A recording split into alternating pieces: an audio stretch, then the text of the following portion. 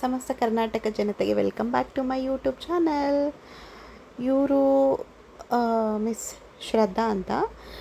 ಇವ್ರು ಬಂದು ನನ್ನ ರೆಗ್ಯುಲರ್ ಕ್ಲೈಂಟ್ ಅಂತಲೇ ಹೇಳ್ಬೋದು. ಇವ್ರು ಬಂದು ಮೂವಿಯಲ್ಲಿ ಆ್ಯಕ್ಟಿಂಗ್ ಮಾಡ್ತಾರೆ, ಶಾರ್ಟ್ ಫಿಲಮ್ಸು ಶೂಟ್ ಎಲ್ಲ ಮಾಡ್ತಾರೆ. ಸೊ ಇವತ್ತು ಕೂಡ ಅಷ್ಟೇ ಅವರು ನಾಳೆ ಮತ್ತು ಒಂದು ವೀಕ್ ಫುಲ್ಲು ಅವ್ರಿಗೆ ಶೂಟ್ ಇದೆ ಅಂತ ಹೇಳಿಬಿಟ್ಟು ನೇಲ್ ಆರ್ಟ್ ಮಾಡ್ಕೊಳಕ್ಕಂತ ಬಂದಿದ್ದರು. ಇವರು last minute client. Last minute ಅಂದರೆ ನಾನು ಇನ್ನೇನು ಸ್ಟುಡಿಯೋ ಕ್ಲೋಸ್ ಮಾಡಬೇಕು ಅನ್ನೋ ಟೈಮ್ಗೆ ನನಗೆ ಇನ್ಸ್ಟಾಗ್ರಾಮಲ್ಲಿ ಮೆಸೇಜ್ ಮಾಡಿಬಿಟ್ಟು ಅವೈಲೇಬಲ್ ಇದ್ದಾರೆ ಅಂತ ಕೇಳಿಕೊಂಡು ಬಂದರು. ಇವ್ರು ಬಂದು ಲಾಸ್ಟ್ ಟೈಮು ಇವಾಗಲೇ ತೋರಿಸ್ತಿರೋಂಥ ಬ್ರೌನ್ ಶೇಡನ್ನೇ ಮಾಡ್ಕೊಂಡಿದ್ರು. ಸೊ ಅವ್ರಿಗೆ ಸಮಥಿಂಗ್ ಡಿಫ್ರೆಂಟಾಗಿ ಬೇಕಾಗಿತ್ತು. ಪ್ಲಸ್ ಅವರು ಇಮೇಜಲ್ಲಿ ತೋರಿಸ್ಬಿಟ್ಟು ಪಿಕ್ಚರ್ಸ್ನ ನನಗೆ ಈ ಥರನೇ ಬೇಕಾಗಿತ್ತು ಅಂತ ಹೇಳಿಬಿಟ್ಟು ಕೇಳ್ತಾಯಿದ್ರು. ತುಂಬ ಡಿಸ್ಕಷನ್ ಮಾಡಿದ್ರಿ ಕಲರ್ ಸೆಲೆಕ್ಟ್ ಮಾಡೋಕ್ಕೆ. ಅವರಂತೂ ತುಂಬ ಕನ್ಫ್ಯೂಷನ್ ಆಗಿಬಿಟ್ರು. ಈ ಕಲರ್ ಓಕೆನಾ, ಆ ಕಲರ್ ಓಕೆನಾ ಅಂತ ಅವ್ರ ಸಿಸ್ಟರ್ ಕಸಿನ್ಗೆಲ್ಲ ಕಾಲ್ ಮಾಡಿಬಿಟ್ಟೆಲ್ಲ ಕೇಳ್ತಾಯಿದ್ರು, ಯಾವ ಕಲರ್ ಹಾಕ್ಕೊಳ್ಳಿ, ಯಾವ ಕಲರ್ ಚೆನ್ನಾಗಿರುತ್ತೆ ಅಂತ. ಮತ್ತು ಅವರೊಂದು ಡಿಸೈನ್ ತೋರಿಸಿದ್ರು ನನಗೆ. ಸ್ಟಾರ್ಟಿಂಗ್ ನೀವು ವಿಡಿಯೋದಲ್ಲಿ ನೋಡಿರ್ತೀರ, ಸ್ಟಾರ್ಟಿಂಗಲ್ಲೇ ಒಂದು ಡಿಸೈನ್ ತೋರಿಸಿದ್ರು. ಅವ್ರಿಗೆ ಆ ಸ್ಪೆಸಿಫಿಕ್ ಕಲರು ಮತ್ತು ಡಿಸೈನ್ ಬೇಕಾಗಿತ್ತಂತೆ. ನನ್ನ ಹತ್ರ ಅವ್ರು ಕ್ಲೀನಾಗಿ ಹೇಳಿದ್ರು, ಲೈಕ್ ನನಗೆ ತುಂಬ ಬ್ರೈಟಾಗಿ ಕಾಣಿಸೋ ಥರನೂ ಇರಬಾರ್ದು, ತುಂಬ ಲೈಟಾಗಿ ಕಾಣೋ ಥರನೂ ಇರಬಾರ್ದು. ಬಟ್ ನಾನು ತೋರಿಸಿದ್ದು ಒಂದೇ ಒಂದು ಡಿಸೈನ್ ಮಾತ್ರ ನಾನು ಸೆಕೆಂಡ್ ಫಿಂಗರಲ್ಲಿ ಬರಬೇಕು. ಸೇಮ್ ಎಕ್ಸಾಕ್ಟ್ ಕಲರಲ್ಲೇ ಬೇಕು. ನೀವು ಬೇಕಾದರೆ ಬೇಸ್ ಕಲರ್ ಹಾಕಿಲ್ಲ ಅಂದರೂ ಪರವಾಗಿಲ್ಲ ನೇಲ್ ಬೆಡ್ಗೆ, ಹಾಗೇ ಡಿಸೈನ್ ಮಾಡಿಬಿಡಿ, ಆದರೆ ನನಗೆ ಆ ಡಿಸೈನ್ ಬೇಕು ಫ್ಲವರ್ದು ಅಂತ ಕೇಳಿಕೊಂಡ್ರು. ಆಮೇಲೆ ಅವ್ರಿಗೆ ನಾನು ಈ ರೆಡ್ಡು ಮಿಕ್ಸ್ ಬ್ರೌನ್ ಶೇಡ್ ಥರ ಇರೋ ಕಲರ್ನ ಸಜೆಸ್ಟ್ ಮಾಡಿದೆ. ಆಮೇಲೆ ಅವ್ರು ಓಕೆ ನಾನು ಈ ಕಲರ್ಗೆ ಹೋಗ್ತೀನಿ ಅಂತ ಆ ಕಲರ್ಗೆ ಹಾಕ್ಕೊಂಡು ನೋಡಿದ್ರು. ಅವ್ರಿಗೆ ಇಷ್ಟ ಆಯಿತು ಕಲರ್ ಅದು. ಸರಿ ಅಂತ ನಾವು ಪ್ರೋಸೆಸ್ನ ಸ್ಟಾರ್ಟ್ ಮಾಡಿದ್ವಿ. ಪ್ರೋಸೆಸ್ನ ಸ್ಟಾರ್ಟ್ ಮಾಡಬೇಕಂದ್ರೆ ಕೂಡ ಅವರು ಅದೇ ಡಿಸ್ಕಷನ್ ಮಾಡ್ತಾಯಿದ್ರು. ಲೈಕ್ ಕಲರ್ಸು ನನಗೆ ಸೆಟ್ ಆಗುತ್ತೋ ಇಲ್ವೋ ಅಂತ ನನಗೆ ಗಾಬರಿ ಆಗ್ತದೆ, ಶೂಟ್ ಇದೆ ಅಂತ ಹೇಳ್ಬಿಟ್ಟು. ದೆನ್ ಲೇಟರ್ ನಾನು ಕೇಳಿದೆ, ನೀವು ವರ್ಕ್ ಮಾಡ್ತಾಯಿದ್ರಿ ಅಲ್ವಾ, ಹೇಗೆ ನಡೀತಾ ಇದೆ ಅಂತ ಹೇಳಿಬಿಟ್ಟು ವರ್ಕೆಲ್ಲ. ಅವರು ನಾನಿಲ್ಲ ಜಾಬ್ ಕ್ವಿಟ್ ಮಾಡಿಬಿಟ್ಟಿದ್ದೀನಿ, ನಾನಿವಾಗ ಕಂಪ್ಲೀಟಾಗಿ ಬರೀ ಶೂಟಿಂಗಲ್ಲಿ ಬ್ಯುಸಿ ಆಗಿದ್ದೀನಿ, ಫುಲ್ಲು ನನಗೆ ಬ್ಯುಸಿ ಶೆಡ್ಯೂಲ್ಡ್ ಇದೆ ಅಂತ ಹೇಳಿದ್ರು. ನನಗೆ ತುಂಬ ಖುಷಿ ಆಯಿತು ಕೇಳಿಬಿಟ್ಟು.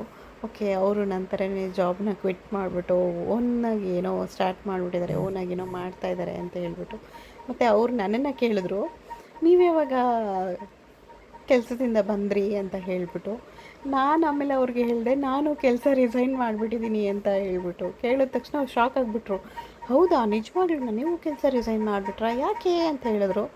ನಾನು ಆಮೇಲೆ ಅವ್ರನ್ನೇ ಕೇಳಿದೆ, ನೀವು ಯಾಕೆ ಕೆಲಸ ರಿಸೈನ್ ಮಾಡಿದ್ರಿ ಹೇಳಿ ಅಂತ. ಅವಾಗ ಅವ್ರು ಹೇಳ್ತಾಯಿದ್ರು, ಅಯ್ಯೋ ನನಗೆ ರಜಾ ಕೊಡಲ್ಲ, ಪರ್ಮಿಷನ್ ಕೊಡಲ್ಲ, ಮತ್ತು ಸುಮ್ಮನೆ ಲೀವ್ ಕೇಳಬೇಕಂದ್ರೆ ತುಂಬ ಕಿರಿಕಿರಿ ಅನಿಸುತ್ತೆ, ನನಗೂ ಅನ್ಕಂಫರ್ಟಬಲಾಗಿ ಫೀಲ್ ಆಗುತ್ತೆ, ಅವಾಗವಾಗ ಹೋಗಿ ಲೀವ್ ಕೇಳೋದು, ಟ್ರಾವೆಲಿಂಗೆಲ್ಲ ನನಗೆ ಫ್ರೆಂಡ್ಲಿ ಆಗಿಲ್ಲ, ಅದಕ್ಕೆ ರಿಸೈನ್ ಮಾಡಿಬಿಟ್ಟೆ ಅಂತ ಹೇಳಿದ್ರು.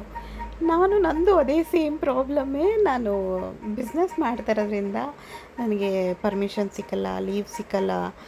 ಮತ್ತು ಹೆಂಗೆ ಹೇಳೋದು, ನಾನು ಆಲ್ಮೋಸ್ಟು ವರ್ಕ್ ಮಾಡ್ತಾ ಬಿಸ್ನೆಸ್ಸು ಮಾಡಿದ್ರೆ ನನಗೆ ಆಫೀಸು ಸ್ಯಾಟರ್ಡೆ ಸಂಡೇ ಲೀವ್ ಇದ್ದಿದ್ದರಿಂದ ಮಂಡೇ ಟು ಫ್ರೈಡೇವರೆಗೂ ನಾನು ಕಂಪ್ಲೀಟಾಗಿ ಸ್ಟುಡಿಯೋ ಪ್ಲಸ್ ಆಫೀಸ್ ಎರಡರಲ್ಲೂ ಬ್ಯುಸಿ ಇರ್ತೀನಿ.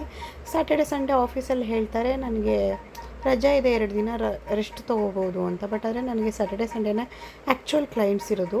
ಪ್ಲಸ್ ಅದು ಅಲ್ದಿರ ನಾನು ಪ್ರೊಫೆಷ್ನಲ್ ಸ್ಯಾರಿ ಡ್ರೇಪಿಸ್ಟ್ ಆಗಿರೋದ್ರಿಂದ ನನಗೆ ಸ್ಟೂಡೆಂಟ್ಸ್ ಇರ್ತಾರೆ ಸಂಡೇ ಐದರ್ ಸ್ಯಾಟರ್ಡೇ ಇಲ್ಲಾಂದರೆ ಸಂಡೇ, ಬಟ್ 90% ಸಂಡೇ ಇರ್ತಾರೆ ಸ್ಟೂಡೆಂಟ್ಸು. ಸೊ ನಾನು ಫುಲ್ಲು ಬ್ಯುಸಿ ಇರ್ತೀನಿ. ಸಂಡೇ ಫುಲ್ಲು ಕ್ಲಾಸ್ ತೊಗೊಂಡು ಮತ್ತೆ ಮಂಡೇ ಆಫೀಸ್ಗೆ ಹೋಗ್ಬೇಕಂದ್ರೆ ನನಗೆ ತುಂಬ ಕಷ್ಟ ಆಗುತ್ತೆ. ಸೊ ಹಾಗಾಗಿನೇ ನಾನು ಕೆಲಸನ ರಿಸೈನ್ ಮಾಡಿಬಿಟ್ಟೆ ಅಂತ ಹೇಳಿದೆ. ಅವರು ಇಷ್ಟೆಲ್ಲ ಕೇಳಿದ್ಮೇಲೆ ಹೌದಾ, ನಂದು ಇದೇ ಪ್ರಾಬ್ಲಮ್ ಅಂತ ಹೇಳ್ತಾಯಿದ್ರು. ಇಬ್ಬರು ಒಬ್ರದ್ದೊಬ್ಬರು ಕತೆ ಹೇಳ್ಕೊಂಡು ಲಿಟ್ರಲಿ ತುಂಬ ನಗ್ತಾಯಿದ್ವಿ. ಆಮೇಲೆ ಅವರು ಪಾಪ ನಿಮಗೆ ಲೇಟ್ ನೈಟ್ ಆಗುತ್ತೆ ಅಂತ ಅನಿಸುತ್ತೆ ಅಲ್ವಾ, ನೀವು ಇಷ್ಟೊತ್ತವರೆಗೂ ಲೇಟಾಗೆಲ್ಲ ಮಾಡ್ತಾ ಇರ್ತೀರಾ ಅಂತ ಹೇಳಿದ್ರು. ನಾನು ಹೇಳಿದೆ, ಏನೂ ಮಾಡೋಕ್ಕಾಗಲ್ಲ, ನೀವು ಇವಾಗ ತಾನೇ ಮೆಸೇಜ್ ಮಾಡಿದ್ರಿ, ಲೈಕ್ ನಾನು ನೇಲ್ ಆರ್ಟ್ ಮಾಡ್ಕೊಳಕ್ಕೆ ಬರ್ಬೋದಾ ಅಂತ ಹೇಳಿಬಿಟ್ಟು ಅಂತ ಹೇಳಿದ್ದಕ್ಕೆ ಅವ್ರು ಹೇಳಿದ್ರು, ಇಲ್ಲ ನಾನು ನೀವು ಕೆಲ್ಸಕ್ಕೆ ಹೋಗ್ತಾ ಇದ್ದೀರಾ ಅಂತ ಅಂದ್ಕೊಂಡು, ನೀವು ಕೆಲಸದಿಂದ ಬಂದಮೇಲೆ ಅಲ್ವಾ ಸರ್ವಿಸ್ ಎಲ್ಲ ಮಾಡೋದು, ಸೊ ಆಫ್ಟರ್ 9:30 ಮೇಲೆ ಸ್ವಲ್ಪ ಫ್ರೀ ಇರ್ತೀರಾ, ಹಾಗಾಗಿ ನಾನು 9:30 ಮೇಲೆ ಹೋಗೋಣ ಅಂತ ಹೇಳ್ಬಿಟ್ಟು ಪ್ಲ್ಯಾನ್ ಔಟ್ ಮಾಡಿಕೊಂಡೆ. ಪ್ಲಸ್ ನಾನು ಸ್ವಲ್ಪ ಪ್ಯಾಕಿಂಗ್ ಇತ್ತು ಟ್ರಾವೆಲಿಂಗಿಗೆ, ಸೊ ಹಾಗಾಗಿನೇ ಲೇಟ್ ನೈಟಾಗಿ ಪ್ಲ್ಯಾನ್ ಔಟ್ ಮಾಡಿಕೊಂಡೆ ಅಂತ ಹೇಳಿದ್ರು. ಅವ್ರು ಆ ಥರ ಹೇಳಿದ್ಮೇಲೆ ಸರಿ ಓಕೆ, ನಿಮಗೂ ಗೊತ್ತಿರಲಿಲ್ಲ ನನಗೂ ಗೊತ್ತಿರಲಿಲ್ಲ ನೀವು ಈ ಥರ ಅಂದ್ಕೊಂಡಿದ್ದೀರಾ ಅಂತ. ಏನು ಮಾಡೋಕ್ಕಾಗಲ್ಲ ಬಿಡಿ ಅಂತ ಹೇಳಿಬಿಟ್ಟು ನಾನು ಕಂಪ್ಲೀಟಾಗಿ ಪ್ರೋಸೆಸ್ನ ಸ್ಟಾರ್ಟ್ ಮಾಡಿಬಿಟ್ಟೆ. ಅವ್ರು ಬಂದು ಫಸ್ಟು ನನಗೆ ಎಕ್ಸ್ಟೆನ್ಷನ್ ಬೇಕು ಅಂತ ಕೇಳಿದರು. ನಾನು ಆಮೇಲೆ ಅವ್ರ ಕೈಯಲ್ಲಿ ನ್ಯಾಚುರಲ್ ಉಗುರಿರೋದನ್ನ ನೋಡಿಬಿಟ್ಟು ಅವ್ರನ್ನ ಕೇಳಿದೆ, ಲೈಕ್ ನೀವು ಎಕ್ಸ್ಟೆನ್ಷನ್ ಮಾಡಿಕೊಂಡ್ರು ಕೂಡ ನಿಮಗೆ ಎಷ್ಟು ದಿನ ಅದು ಲಾಂಗ್ ಲಾಸ್ಟಿಂಗ್ ಆಗಿರಬೇಕು ಅಂತ ಕೇಳಿದೆ. ಆವಾಗ ಅವ್ರು ಹೇಳಿದ್ರು, ನನಗೇನು ತುಂಬ ಜಾಸ್ತಿ ದಿನ ಬೇಡ, ಜಸ್ಟು ಇದು ಶೂಟ್ ಮುಗಿಯೋವರೆಗೂ ಬೇಕು. ಅದಾದಮೇಲೆ ನನಗೆ ನಾರ್ಮಲ್ ನ್ಯಾಚುರಲ್ ನೇಲ್ಸ್ ಗ್ರೋತ್ ಮಾಡೋದೇ ನನಗೆ ತುಂಬ ಇಷ್ಟ. ಆಮೇಲೆ ನನಗೆ ಎಕ್ಸ್ಟೆನ್ಷನ್ ಬೇಡ, ನಾನು ರಿಮೂವ್ ಮಾಡ್ಕೊಬಿಡ್ತೀನಿ ಇಮಿಡಿಯೇಟಾಗಿ ಅಂತ ಹೇಳಿದ್ರು. ಅವ್ರ ಹತ್ರ ಹೇಳಿದ ಮೇಲೆ ನನಗೆ ಅನ್ನಿಸ್ತು, ಬೇಡ ಇವ್ರ ಕೈಗೆ ಎಕ್ಸ್ಟೆನ್ಷನ್ ಫಿಕ್ಸ್ ಮಾಡೋದು ಬೇಡ. ಬಿಕಾಸ್ ಯಾಕಂದರೆ 1 ವೀಕು 10 ಡೇಸ್ಗೆಲ್ಲ ತುಂಬ ಜಾಸ್ತಿ ದುಡ್ಡೆಲ್ಲ ಕೊಟ್ಟು ನೇಲ್ ಆರ್ಟ್ ಎಲ್ಲ ಮಾಡಿಕೊಂಡು 1 ವಾರಕ್ಕೆ ಅದನ್ನೆಲ್ಲ ರಿಮೂವ್ ಮಾಡಿಸ್ತೀವಿ ಅಂದರೆ ಅದು ವೇಸ್ಟ್ ಅಲ್ವಾ.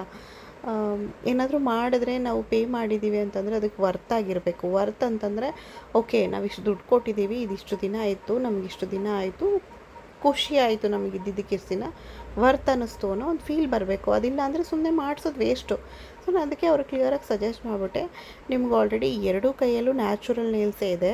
ಮೇ ಬಿ ಒಂದು ಕೈಯಲ್ಲಿ ಸ್ವಲ್ಪ ಉದ್ದ ಇದೆ, ಒಂದು ಕೈಯಲ್ಲಿ ಸ್ವಲ್ಪ ಶಾರ್ಟ್ ಇದೆ, ಬಟ್ ಸ್ಟಿಲ್ ನಿಮಗೆ ನ್ಯಾಚುರಲ್ ನೇಲ್ಸೇ ಇದೆ. ಸೊ ಹಾಗಾಗಿ ನನ್ನ ಪರ್ಸ್ನಲ್ ಸಜೆಷನ್ ಏನಂದರೆ, ಆ್ಯಸ್ ಎ ನೇಲ್ ಟೆಕ್ನಿಷಿಯನ್ ಆಗಿ ಈವನ್ ದೋ ನನಗೆ ಜಾಸ್ತಿ ಅಮೌಂಟು ಸಿಕ್ಕಿಲ್ಲ ಅಂತಂದ್ರೂ ಕೂಡ ನೀವು ನ್ಯಾಚುರಲ್ ನೇಲ್ಸಲ್ಲಿ ಮಾಡೋದೇ ಬೆಸ್ಟ್ ಆಪ್ಷನು. ಈ ಥರನೇ ಮಾತಾಡಿಕೊಂಡು ನಮಗೆ ಟೈಮ್ ಹೆಂಗೋಯ್ತು ಅಂತಲೇ ಗೊತ್ತಾಗಿಲ್ಲ ನಿಜವಾಗ್ಲೂ. ನೋಡಿದ್ರೆ ನನ್ನ ಫೋನಲ್ಲಿ ಬ್ಯಾಟ್ರಿ ಬೇರೆ ಇರಲಿಲ್ಲ, ವೀಡಿಯೋ ಮಾಡೋಕ್ಕಾಗಿಲ್ಲ ಫುಲ್ಲಾಗಿ. ಇದೇ ಔಟ್ಪುಟ್ಟು, ನೋಡಿ ಹೇಗಿದೆ ಅಂತ ಹೇಳಿ ಕಮೆಂಟ್ ಮಾಡಿ. ಇಷ್ಟ ಆದರೆ ಸಬ್ಸ್ಕ್ರೈಬ್ ಮಾಡಿ. Thank you for watching.